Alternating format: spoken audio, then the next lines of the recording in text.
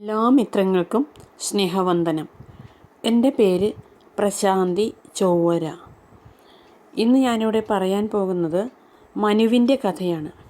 വളരെ കാലം മുൻപ് മനു എന്ന ജ്ഞാനിയും വിശുദ്ധനുമായ ഒരു മനുഷ്യൻ ജീവിച്ചിരുന്നു. കാട്ടിലെ തൻ്റെ ആശ്രമത്തിൽ മതപരമായ അച്ചടങ്ങൾക്കായി ജീവിതം സമർപ്പിച്ചുകൊണ്ട് അദ്ദേഹം വളരെ വാർദ്ധക്യം വരെ ജീവിച്ചു. ഒരു ദിവസം അദ്ദേഹം തൻ്റെ വാസസ്ഥലത്ത് ചേർന്ന് ഒഴുകുന്ന ഒരു നദിക്കരയിൽ പ്രാർത്ഥിച്ചു കൊണ്ടിരിക്കുമ്പോൾ വെള്ളത്തിൽ നിന്ന് ഒരു ചെറിയ മത്സ്യം അവനെ വിളിച്ചു. മനു, എന്നെ സഹായിക്കൂ. വലിയ മത്സ്യങ്ങളുടെയും ജീവജാലങ്ങളുടെയും കാരുണ്യത്തിൽ സ്വയം കണ്ടെത്തുന്ന ഒരു പാവം നിസ്സഹായനായ മത്സ്യം മാത്രമാണ് ഞാൻ. എന്നെ രക്ഷിക്കൂ. നിങ്ങളുടെ പ്രതിഫലം തീർച്ചയായും വലുതായിരിക്കും. മനു ആ ചെറുമീനോട് കരുണ തോന്നി. അവൻ അത് ശ്രദ്ധാപൂർവം കൈകളിലെടുത്ത് സൗമ്യമായി തൻ്റെ ആശ്രമത്തിനടുത്തുള്ള ഒരു കുളത്തിൽ വെച്ചു. അതിനെ എല്ലാ ശത്രുക്കളിൽ നിന്നും സംരക്ഷിക്കുമെന്ന് പ്രതിജ്ഞയെടുത്തു.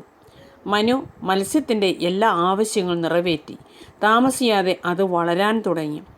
വാസ്തവത്തിൽ മത്സ്യം വളരെയധികം വളർന്ന് മനുവിനെ അതിൻ്റെ കുളത്തിൽ നിന്ന് ഒരു ചെറിയ കുളത്തിലേക്ക് മാറ്റേണ്ടി വന്നു. മനുവിൻ്റെ സംരക്ഷണയിൽ മത്സ്യം തഴച്ചു വളർന്നു. ഒരു വർഷം തികയുന്നതിന് മുമ്പ് മത്സ്യം ഈ കുളത്തെ മറികടന്നു. മനു വളരെ ശ്രദ്ധയോടെ മത്സ്യത്തെ അടുത്തുള്ള മറ്റൊരു കുളത്തിലേക്ക് കയറ്റി. അവൻ്റെ ചുമതലകൾ നോക്കുന്നത് തുടർന്നു. ഒരു വർഷം കൂടി കഴിഞ്ഞപ്പോൾ മത്സ്യത്തിൻ്റെ വലിപ്പം വർദ്ധിച്ചതിനാൽ അതിൻ്റെ കുളത്തിൽ കളിക്കാൻ പോലും കഴിഞ്ഞില്ലെങ്കിലും പുതിയതും വലുതുമായ ചുറ്റുപാടുകൾ ആവശ്യമായി വന്നു. ഒരു തടാകത്തിലെ പുതിയ വീട്ടിലേക്ക് കൊണ്ടുപോകാൻ മനുവിന് തൻ്റെ എല്ലാ ശക്തിയും ആവശ്യമായിരുന്നു.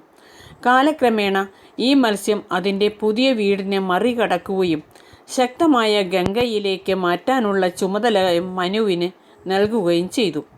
കഥ ഇവിടെ അവസാനിക്കുന്നില്ല. അപ്പോഴും മത്സ്യം വളർന്നു.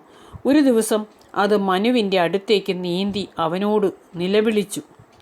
അല്ലയോ മഹാനെ, ഈ ശക്തമായ നദിക്ക് പോലും കഴിയാത്തത്ര വലുതായി ഞാൻ വളർന്നു. എനിക്ക് ആശ്വാസത്തോടെ വസിക്കാൻ കഴിയുന്ന സമുദ്രത്തിലേക്ക് എന്നെ നയിക്കണമേ. മനു ആ വലിയ മത്സ്യത്തെ സമുദ്രത്തിലേക്ക് കൊണ്ടുപോയി. മത്സ്യം അവൻ്റെ നേരെ തിരിഞ്ഞു ഒരു പുഞ്ചിരിയോട് പോലും വീണ്ടും സംസാരിച്ചു. മനു, ഞാൻ നിന്നോട് എല്ലാം പറയേണ്ട സമയം അതിക്രമിച്ചിരിക്കുന്നു. തീർച്ചയായും ഞാൻ സാധാരണ മത്സ്യമല്ല. നിങ്ങളുടെ മഹാവിഷ്ണുവാണ്. ഭൂമിയെ അതിൻ്റെ എല്ലാ തിന്മകളും നീക്കി ശുദ്ധീകരിക്കാൻ ഭയാനകമായ ഒരു വെള്ളപ്പൊക്കം വരാനിരിക്കുന്നു. എല്ലാ ജീവജാലങ്ങളും നശിപ്പിക്കപ്പെടുകയും നിങ്ങൾ നിങ്ങളുടെ ആശ്രമത്തിലേക്ക് മടങ്ങിവന്ന് ശക്തമായ ഒരു പേടകം പണിയണം. വളരെ ശ്രദ്ധയോടെ കേൾക്കണം. നിങ്ങളുടെ കരകൗശലത്തിൻ്റെ മുൻഭാഗത്ത് നല്ല ശക്തമായ ഒരു കയർ കെട്ടണം. മഴ പെയ്യുകയും വെള്ളം ഉയരാൻ തുടങ്ങുകയും ചെയ്യുമ്പോൾ ഈ ഭൂമിയിലെ എല്ലാ സസ്യങ്ങളുടെയും എല്ലാ വിത്തുകളും നിങ്ങൾ കപ്പലിൽ എടുത്തു വളരെ ശ്രദ്ധയോടെ സൂക്ഷിക്കണം. അപ്പോൾ നിങ്ങളുടെ കരകൗശലങ്ങൾ തോടിൽ ഒഴുകുമ്പോൾ എനിക്കായി കാത്തിരിക്കണം. കാരണം എനിക്ക് മാത്രമേ നിങ്ങളെ രക്ഷിക്കാനായി പ്രവർത്തിക്കാൻ കഴിയൂ. ഞാൻ നിങ്ങളുടെ അടുക്കൽ വരും. എൻ്റെ തലയിലെ കൊമ്പുകൾ കൊണ്ട് എന്നെ നിങ്ങൾക്ക് തിരിച്ചറിയാൻ സാധിക്കും.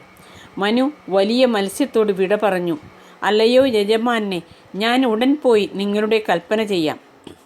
കൊടുങ്കാറ്റ് മേഘങ്ങൾ ഒത്തുകൂടി മഴയും വെള്ളപ്പൊക്കവും കരയിലേക്ക് വന്നു. മനു തൻ്റെ പെട്ടകത്തിൽ കയറി അത് വീർത്ത വെള്ളത്തിലേക്ക് ഉയർന്നുയർന്നു വന്നു. പടുകൂറ്റൻ ബോട്ട് അലസമായി ഒഴുകിയപ്പോൾ മനു വിഷ്ണുവിനെക്കുറിച്ച് ചിന്തിച്ചു. മാന്ത്രികത പോലെ ശക്തമായ മത്സ്യം അവൻ്റെ മുന്നിൽ പ്രത്യക്ഷപ്പെട്ടു. അതിൻ്റെ തലയിൽ അത് കുലീനമായ നർവാൾ പോലെ ഒരു നീളമുള്ളതും മനോഹരവുമായ ഒരു കൊമ്പ് വഹിച്ചിരുന്നു. മനു കയറെടുത്ത് അറ്റം ആ കുരുക്കിൽ കെട്ടി. അത് കടലിനെ മുകളിലൂടെ വിഷ്ണുവിൻ്റെ കൊമ്പിലൂടെ എറിഞ്ഞുപോയി. ഈ നിഗൂഢ ജീവിയുടെ രൂപത്തിൽ വിഷ്ണു മനുവിൻ്റെ പെട്ടകം വെള്ളമുള്ള മാലിന്യങ്ങൾക്ക് കുറുകെ വലിച്ചിഴച്ച് അവർ ഉറ്റുനോക്കുന്നത് വരെ ദൂരെ അനന്തമായ സമുദ്രത്തെ ഭേദിച്ച് ഒരു ഉയർന്ന കൊടുമുടി യിലേക്ക് പെട്ടകം പാറപ്പുറത്ത് വലിച്ചു കയറ്റിവെച്ചു. വിഷ്ണു കയറിൽ നിന്ന് അഴിച്ചു മാറ്റി മനുവിനെ വിളിച്ചു. മനു, നീ വെള്ളപ്പൊക്കത്തിൽ നിന്ന് രക്ഷപ്പെട്ടു. എല്ലാ കാര്യങ്ങളിലും പുതുതായി സൃഷ്ടിക്കുക എന്നതാണ് ഇപ്പോൾ നിങ്ങളുടെ ചുമതല. എൻ്റെ ശക്തിയോടും അനുഗ്രഹത്തോടും കൂടി ദേവന്മാരെയും മനുഷ്യരെയും അസുരന്മാരെയും സൃഷ്ടിച്ചു. മണ്ണിൽ നട്ടുപിടിപ്പിച്ച ഈ ലോകത്തിലെ എല്ലാ ജീവജാലങ്ങളെയും പുനർനിർമ്മിക്കുക. ഇതോടെ മത്സ്യം ഇല്ലാതെയായി. ലോകത്തെ അരാജകത്വത്തിൽ നിന്ന് ക്രമത്തിലേക്ക് തിരികെ കൊണ്ടുവരാൻ മനു പ്രാപ്തനായി. എല്ലാവർക്കും കഥ ഇഷ്ടപ്പെട്ടെന്ന് വിചാരിക്കുന്നു. അടുത്ത കഥയുമായി അടുത്ത ദിവസം വരുന്നതായിരിക്കും. നന്ദി, നമസ്കാരം.